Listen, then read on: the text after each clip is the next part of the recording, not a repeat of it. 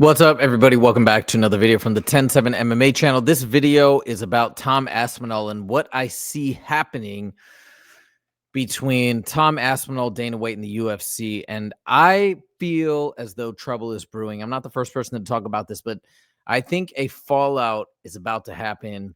And I've been trying to think about everything that's happened, including Dana White's comments after the fight. On top of that, I looked at Tom Aspinall's vlog after the fight when he went to the hospital, what the doctor said. I'm thinking about his contract. I'm thinking about other comments that Dana White made at that press conference, unrelated to the Tom Aspinall, but I think have to do or actually connect the Tom Aspinall situation. And I'm seeing something pretty negative unfolding for Tom Aspinall. And what I mean by that is I think the UFC does not and will not try and support him or try and build him anymore. In fact, if anything, I think they're going to try and tear him down. And this is on the heels of his father making that comment about wanting to not re-sign after 3 fights are expired. There's 2 fights left, by the way, after the Gane fight. There's only 2 fights left on his contract. I mean, according to his father's statements. So I think because of that, I guarantee you that's going to rub the UFC the wrong way. And I'm going to talk about exactly why that's such a problem, why the UFC doesn't want their champions leaving to go and box. It creates a big problem for the brand and the reputation of MMA fighters and all of that. So we're going to get into all of that. And I think the UFC is now going to be setting Tom Aspinall up for failure. And I'm going to talk about how I think they're going to do that. On top of that, I think Tom Aspinall, I mean, most of you guys probably think that fight was never going to happen anyways, but now I think there is no way the UFC is going to try and make that fight, because the last thing they're going to want is for Tom Aspinall to go in there and get a fight against John Jones and then peace out shortly after and carry that momentum into boxing and to have a career there, potentially lose and have that reflect poorly upon the UFC. So I think Tom Aspinall is in a lot of trouble, and I'm going to tell you what I think might very well play out with the scheduling of this rematch. So without further ado, let's get into it. So we're going to start with Dana White's comments after the UFC 321 main event concluded. And when asked about the eye poke, instead of having any words of sympathy or condolence for Tom Aspinall, saying, "I hope he has a speedy recovery. It's a bummer because it was turning out to be a great fight," his response, among many other things, you're going to listen to this whole statement, it's very interesting. But one of the things he says is, instead of having any sort of sympathy, he says, "Hey, look, eye pokes are going to happen." And to me, I feel like that's his subtle way of saying, hey, look, they're going to happen, and you have to figure out a way to fight through it. It's not an excuse to stop the fight. We saw Dana White get very perturbed with Henry Cejudo as well when he fought Song Yadong, and he basically called it off and refused to continue to fight. They had to have a decision because they had gone through more than half of the fight. So obviously that option wasn't available here. So we know that the promotion frowns upon this. On top of that, by the way, just one other point before I played the clip, we heard Anthony Smith. I didn't have that clip in here, but Anthony Smith and Chael Sonnen both concurred that he should have fought on, and that Anthony Smith has had eye pokes before where he couldn't see, and you just got to grit down. You walk away. You don't say you can't see, and you just continue the fight, and that's the fighter code. I don't know if I believe that, but I do feel as though that's how the UFC feels, and that's what they want to see. They definitely did not want to see the fight end the way it ended on the big stage in the title fight, etc. So I think Dana White's pretty perturbed. I think you're going to hear that subtly come out in this statement. Check this out. All right, Dana. Well, obviously, not a way we want to see a main event end, any fight end. Give us your reaction to the eye poke and how it all went out. I mean, I feel the way everybody feels. Great showing, shitty ending, you know? I think that after the Jones fight, a lot of people wrote Cyril Gane off. He looked damn good tonight. Yeah, what did you think about the fight on its way to the eye poke? What did you take from those 4 minutes? Good. Looked like we were in for a few rounds, and it was going to be a good fight. It would seem obvious that a rematch is right on the cards. Would you like to just rebook these guys as soon as Tom is able to get back in there? Yeah. Total pain in the ass, but yes. Yeah. Have you got any medical update on Tom, or is it still too soon? He's on his way to the hospital. It's a bit of a weird question, right? It was ruled a no contest because of an unintentional eye poke. What does it take to make an eye poke intentional, and is there even a way you could ever prove that? Who the fuck knows? Who gives a shit? What are you going to do? I know we, tried to do new gloves before and that kind of didn't work out. Is there anything we can do to stop these eye pokes? Would you ever look at maybe trying to change the gloves again, or is it just part of the sport, just shit happens? Yeah. I mean, no matter what you do with the glove, I mean, they're going to happen.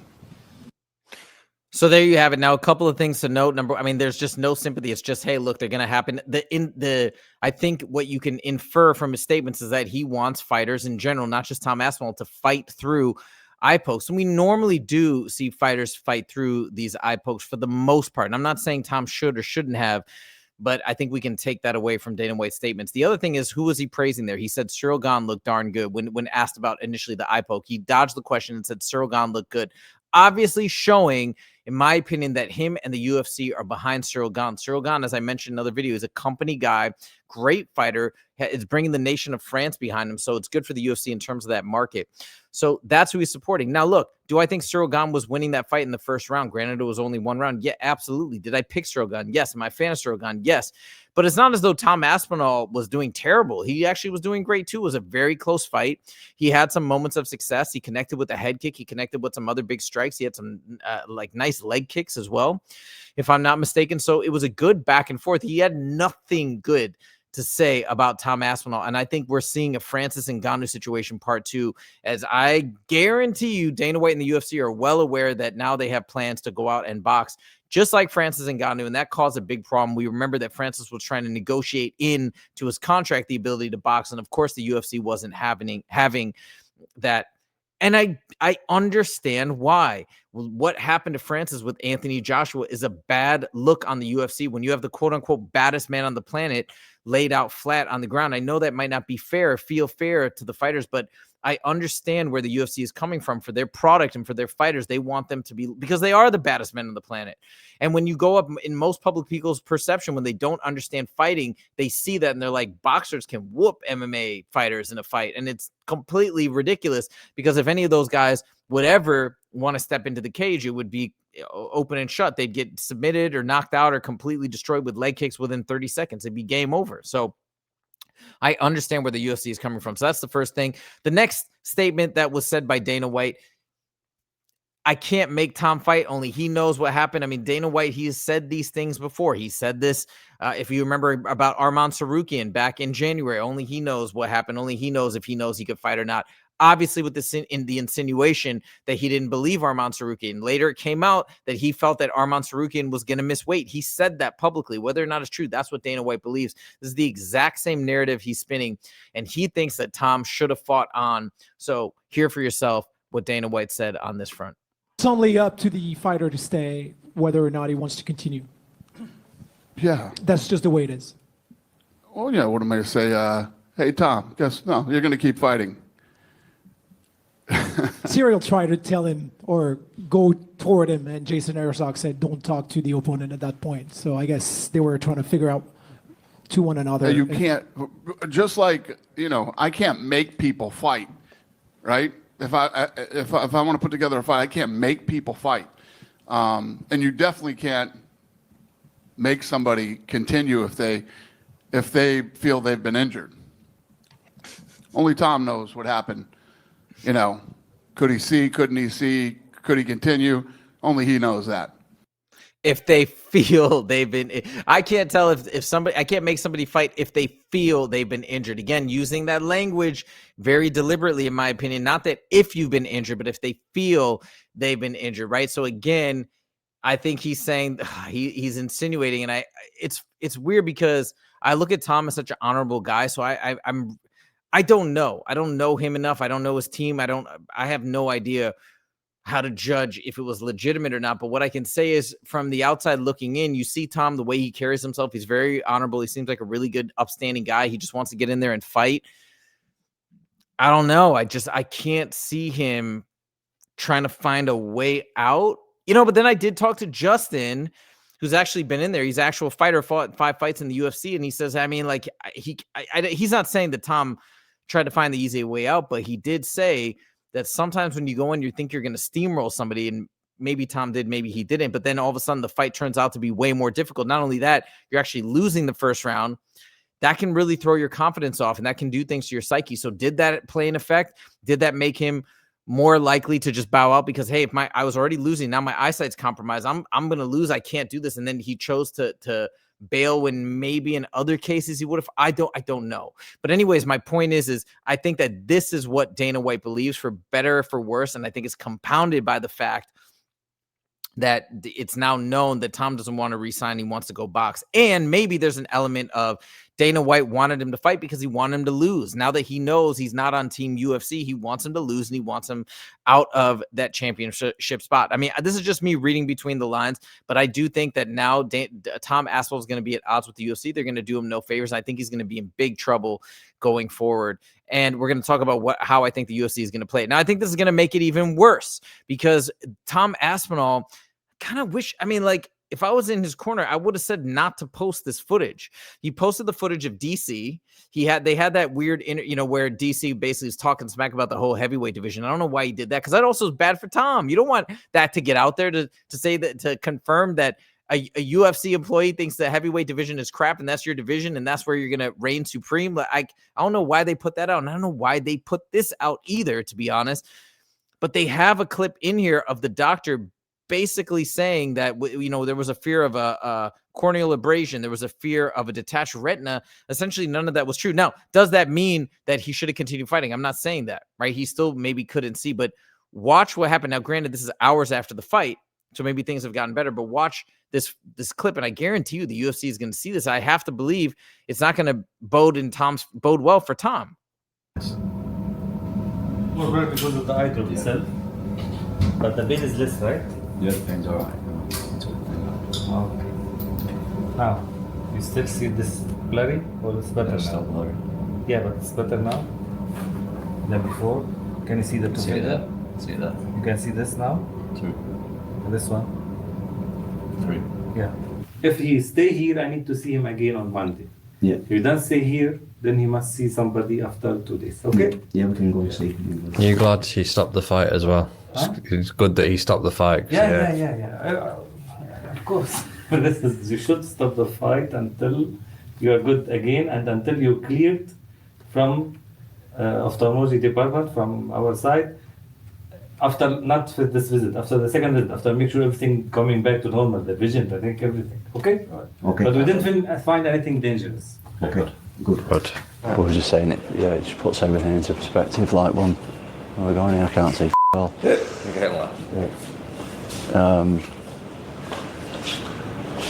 Dangerous sport, man. You were saying it's scarier than what you did to your leg. It's way scarier than what I did to my knee, because you know that the knee's just going to be alright, whereas your eye, still don't know how it's going to be. There's a reason why I left that last clip in there. The other thing that I worry about is now that he's having this moment of reflection of saying, oh my God, that's so terrifying. At least with my knee, I knew eventually I was going to be able to walk again. But with this, I still don't know if I'll be able to see. I wonder if that's going to create some sort of doubt and trepidation when he does eventually come back to fight. Is he going to be gun shy? Is he going to not want to engage, not want to get in too close? Because now he's thinking about his eye. I don't know. But the other things, so that's why I left that last piece in there. But the other thing is, number one, the doctor on camera says we didn't find anything dangerous. But then the second thing is his camera guy or producer or whatever said, so you're glad he stopped the fight, like trying to get confirmation that he made the right decision. And the doctor says, of course, I'm glad he stopped the fight. But that doesn't look good, because you, as a UFC fan, and right, like I commentate as well for Fusion Fight League. We have a doctor at Fusion Fight League as well. But a doctor outside of the organization would look at a lot of the injuries. Like we have fighters that sometimes will break their hands or have more severe injuries to their tendons, ligaments, but they'll continue to fight. And that's kind of, I'm not saying a fighter should or shouldn't do that, but that's kind of how the sport works. And I know the promoters, they want to see the fights because they continue if possible, because it's good for business, it's good for the fans. Like that's built into the sport. So a doctor outside of the sport for any of these injuries, even if you like have a sprained shoulder or something, they can say, oh no, you got to stop. You got to rehabilitate it, because in most other sports you have some of these injuries, obviously sometimes they will play through the pain and whatnot, but it's like, no, you need to let it rest. Otherwise you're going to further inflame it. You're going to further damage it. So for something like this, of course, any regular physicians say, of course you need to stop. You need to check it out, make sure it's good, make sure the inflammation goes down. Then you can start training again. Then you can fight. But to me, it's kind of was like an unfair question. I think it's a bad look that they even asked that. And I think are trying to use that as to bolster their decision of walking away. But to me, I think actually it could potentially make things look worse for Tom Aspinall. That's my thought. I don't know. We'll see how the UFC and Dana White interprets it, but I don't think that's a good look. Now, again, we have this other major problem for why I think Tom Aspinall is about to have a major falling out with the UFC, and I think they're going to do him no favors. I think they're going to try to get him out of that title picture to some extent is because of this quote. So I'm going to play it again. I played this in another video as well, talking about the John Jones super fight, but check out what his father was caught on camera saying during fight week. You said that you wanted a boxing champion. Yeah, for sure. You're okay with an MMA champion, but you wanted a boxing champion. Boxing for sure. The money is No more. Yeah. more money. Why not? Would that be an outcome for him? No. There's 3 more fights on the contract now. Okay. And I don't want to sign a new contract. Okay. Personally. So that's why, because I asked him. You always talk about Stephen Miocic 3 defenses. Would he have 4? But he said no. It's not in my mind. Yeah. No. Only one fight. We only ever think one fight. 0. Win, lose. Next fight. I'm excited that Andy told me Tom will be a boxing champion by 2028. The MMA community reacted to the statement. So there it is. It was put out, and this is the fight week of UFC 321. You think the UFC wants to hear before a fight the manager, the father, or actually both in this situation, talking about leaving the UFC for boxing when you're at the pinnacle of the sport and you're about to have your first official undisputed heavyweight title defense? Like, that's such a bad look, and it's in such poor taste. Now, maybe he didn't know it was being recorded. I don't know why he would say this. It's completely crazy to me, but I guarantee you that's left a really bad taste in the UFC's mouth. And on top of that, it's probably true. So now the UFC is going to be on guard. I mean, like I said, I think it's just getting worse and worse. Now, you also hear Dana White in this press conference. I don't know if people caught this, but I think they were talking about a potential boxing match with Fedor, and they're saying, hey, would you guys be interested, now that you're crossing into boxing, would you guys be interested in having a fight like this? And listen to his response, and this tells you everything you need to know about Dana White's feelings on MMA fighters crossing over to boxing. Check this out. You're now doing boxing as well, and very recently, Fedor Emelianenko, said that he wants to do a boxing match with Mirko Cro Cop.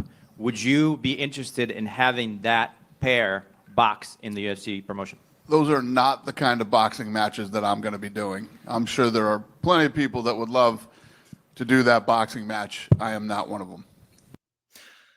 And I understand why, because it actually harms the MMA product. It actually kind of harms the boxing product as well, because you're going to see, especially for true boxing fans, you're going to see fighting technique that is not going to look that good.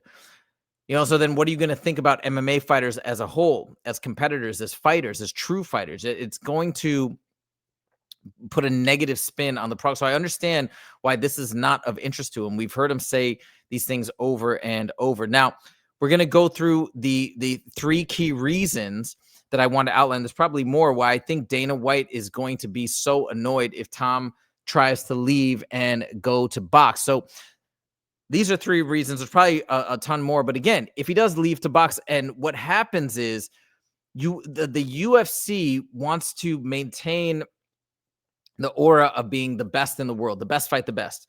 So if you have a UFC champ while he's on top, now I'm not saying after he, maybe has a couple losses, right? If the aura is lost, I know I keep saying these aura words, the kids of the new generations saying this, but I guess it's just now gotten into my vocabulary. But as fighters start to lose and lose, right? Like we see with Jorge Masvidal at the end of his career, I don't think Dana White didn't care if he goes out and has a boxing match against Nate Diaz. It's a different thing. Find the retired fighters. For the most part, they want to go out and do their thing, and it's not going to really detract or take anything away from the organization or the reputation of the organization. That's fine. But when Francis Ngannou at the top of the sport leaves to go box, it's a bad look for the UFC. We no longer have the quote unquote baddest man on the planet, the best fighter in the world, in the UFC. What does that say about the UFC? Now Tom Aspinall is thinking of following suit. I cannot believe they said that after Dana White has talked so negatively about Francis. I just can't believe it. So that's one big reason,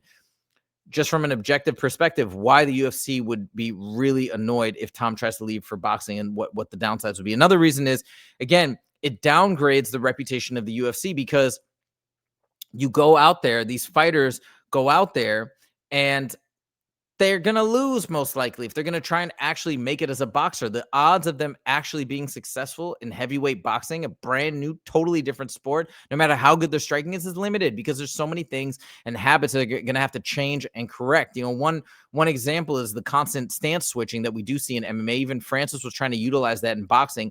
I guess it kind of worked against Tyson Fury because he did way better than people expected, but he got knocked out bad against Anthony Joshua. That's just a small example. Now, I've heard that Tom Aspinall apparently can box with the best of them. He might be a much better boxer than Francis Ngannou. But if he does go out there, he will probably lose because he's taken on people that have done this sport their entire lives since they were kids. And it's a bad look for the UFC. It downgrades the reputation of the UFC and UFC fighters as them not being the most dangerous fighters on the planet, which they are, which they absolutely are. You know, and we would see that if boxers were coming into the UFC as much as UFC fighters were going into boxing, we would see that. So, and the last reason is Dana White does not want this to become a common thing. That's one of the biggest reasons why he was trying to get Francis to re-sign and stay, because he didn't want to encourage other fighters trying to do the same thing, trying to cash in on the notoriety that the UFC builds for them through the UFC marketing machine, and then go away and cash it in at another organization where the organization might value their hype a bit more because they don't have the leverage that the UFC has. They don't have the built-in fan base that the UFC has. So they have a lot more to gain. They could potentially, it would make more sense for them to pay more money, etc. So the UFC wants to discourage this for sure. It's a big problem. People don't realize it, but those statements, I think, are going to make a major issue for between Tom Aspinall and the UFC. Now, how is this going to basically play out with Tom? What is it? You might say, can the UFC do to Tom? They can't do anything. I mean, he's under contract. He's going to have to fight. He's the champ. Yeah, like they might not like him, but what are they going to do? Well, this is now me trying to predict what I think is going to happen, how I think this is going to play out, and how I think the UFC is going to use all of this against Tom. They're not going to look at him as an ally anymore. They're going to look at him as a potential enemy, because, I mean, I think it's kind of like how Francis is persona non grata now. It's going to be the same thing. Now, so how is this going to play out? Tom's father said he only has 3 fights left. And he doesn't want to re-sign. Now, after that fight, 2 fights left. That's it. And now they're already talking about rebooking this rematch, maybe sooner rather than later. If they rebook it in January, let's say, then what? Right? Tom is going to have another fight in the next year. What, he's gone mid-2026? That's it. And if he wins and he leaves while as champion to go fight and box and then lose, like, they're not going to take this line. They're not going to allow this to happen. So I think there's going to be 1 or 2 scenarios that are going to happen. So remember back when Francis would refuse to re-sign. Francis had a knee injury, okay? And they put him against Cyril Gane for his final fight. And I think the UFC were banking on Cyril Gane. It's so funny that Cyril's in the same position now. He's got to take down Tom Aspinall, just like they were leaning on him to take down Francis Ngannou. I think they made Francis Ngannou fight at a time where he shouldn't have fought. Everybody, the doctors, everybody was telling Francis he should not fight. He had a bad knee injury. He fought, he risked it all, and he won. And I think the UFC put that time pressure on him because there's certain contractual obligations I'm going to talk about in a second, but they put that time pressure on him in the hopes that would be such a disadvantage that he would lose to Cyril Gane. But he didn't. He won. I think this is going to be a similar situation here. Now, Tom Aspinall got that eye poke. We saw in the clip. It seems like nothing serious has happened, but he still is trying to get his vision back. He's not going to be able to train probably, I imagine, for a week. Maybe it'll be 2 weeks, something like that. Maybe he'll do some cardio, but he won't be able to. I guarantee he's not going to be able to spar for a little bit. So there's going to be 1 or 2 things that are going to happen. I think number 1, they're going to try and get them back immediately. Whether it's the December card, whether it's the January card, they're going to try and get him in there to put him at a disadvantage. Maybe they're still thinking the psychological trauma. I don't know what all the factors are at play, but they're going to try and set it up so that Cyril Gane beats him. That's what I think is going to happen. So they're going to offer him potentially a fight, I think, in December if they can, maybe January, maybe February. They're going to try that. And then if Tom says no, because he needs more time and he thinks he's not going to be at his best, and maybe he wants to retool his training camp. That's another thing that Justin said. He realized that Cyril was doing way better than he expected. He was gassing it looked like he was gassing. He was breathing heavy near the end of round 1. Maybe he's going to go back and want more time to come up with a new game plan and a new strategy to ensure that he wins that fight. So in that case, what do I think the UFC is going to do? So if he doesn't fight immediately and he wants to try and train longer to regain an advantage, the UFC, under their contract with fighters, and this is from, I think, Grounded MMA and Sharedog forums, and Dana White said this publicly too, they are obligated to offer 3 fights per year while a fighter's under contract. And if they don't, then the time starts ticking in terms of the contract being invalidated and then them being able to exit the contract if the UFC doesn't meet those obligations. But all the UFC has to do is offer. That's it. If the fighter can't take those fights due to injury or due to other reasons, scheduling or otherwise, right, then the contract tolls. It continues. So that's the UFC saying, all right, we've made you the 3 fights. The 3 fight offers that were required to make in a year, it didn't work out. Okay, fine. But you're still under contract, so you're going to have to wait. Then I think they're going to toll that contract. They're going to say, all right, well, the next time we can offer you a fight, if you can't take December or early January, the next time we're going to offer you a fight is going to be in July. Okay. Why do I think they're going to push this till July? I said this on the May Joey's live stream. He vehemently disagreed. And I think most people would disagree. They'd say, why would you push it that long? Because right now, already they're trying to downplay Tom's reputation. They're not giving him any credit for his first round performance in the way because he looked good. It was a close fight. I thought Cyril was winning, but it was a close fight. They're not giving him any credit. They're trying to downplay him, downgrade him to smolder the fire a little bit, because now they know what his game plan is. He's not going to stick around. He's not going to be a company man. He wants to get his, build up his name and bounce and go to boxing. So they're trying to downplay everything. Instead, what they're going to do is they're probably going to set up, I really do think they're going to set up John Jones versus Alex Pereira at the White House. They're going to build that up to the super fight of GOAT versus GOAT. Let that be the ultimate unbelievable, hey, this guy's going to walk away forever and ever as the best of the sport, and at least somewhat try and downplay Tom's hype. The hype that got built up with that potential super fight with John Jones that never happened and never materialized. So I think they're going to try and do that. Then they'll let him fight it out. Then they're still going to probably hope that Cyril Gane wins, but it is what it is. Obviously, along the way, what could change the equation here is if they do try and successfully are able to get Tom re-sign a deal. Let's say he re-signs, like, if I was the UFC, I would try and re-sign him to like a 5 or 6 fight contract, because now they're going to be worried that he's going to go to boxing, and that's going to be a bad look, right, for the UFC for all the aforementioned reasons. So they're going to try and get him to re-sign. So if he re-signs a new deal, a contract extension, okay, then things are going to change. Tom will be willing to play nice with the UFC. The UFC will play nice with him back, and then we'll see what happens. But I don't think that's going to happen. I don't know. I feel like his father was pretty clear. He doesn't want that to happen. As such, I think it's going to be bad. Either a very quick turnaround where Cyril Gane's going to be heavily favored because Tom's still not going to be fully recovered, or we're going to see this fight in July. Actually, between the two, I think the latter is the more likely option, because I don't think Tom's team is going to let him get rushed back into a fight. Let's see if I'm right. But that's what I think. Tom Aspinall versus Cyril Gane will happen in late June, early July. That's my prediction, and we'll see what happens. But anyways, let me know what you guys think in the comments. Do you guys also think that Tom Aspinall is in big trouble and is headed for something bad between him and the UFC, a big fallout? Do you also think that the UFC is 100% rooting for Cyril Gane to win? I do. I think they want that for a number of reasons, not just because they dislike Tom, but also he brings in a new market, French market, etc. So there it is. Let me know what you guys think in the comments. Thank you guys so much for joining, and we'll see you in the next video. Take it easy.